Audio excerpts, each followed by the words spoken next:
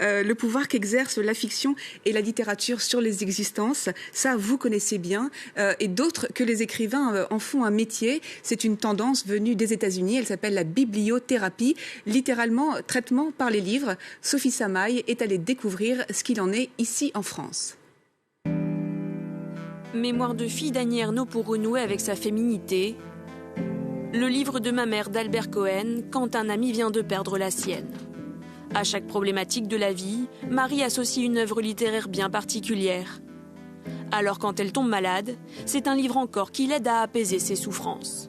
Ce qui m'a beaucoup touchée, c'était la douleur de Duras. C'était une expérience d'une telle horreur, d'une telle intensité, que ma propre douleur physique à ce moment-là était pas relativisée, mais atténuée, ou me permettait en tout cas de sortir de ça. Donc je trouve que c'est quelque chose de très intéressant parce que c'est très cathartique.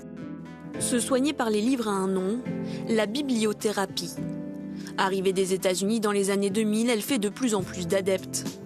Dans son cabinet parisien, Aurélie Raymond reçoit des patients en quête de solutions littéraires.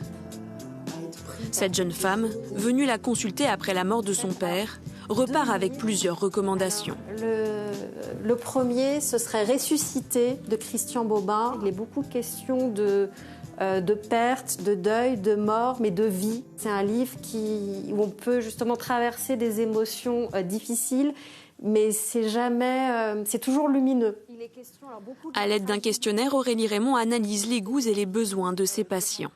Mais je fais le pari que ça va les faire vibrer, que ça va réveiller quelque chose en eux, et pourquoi pas que ça va leur permettre d'avancer et aussi leur donner envie de lire autre chose que ce qu'ils ont l'habitude de lire généralement.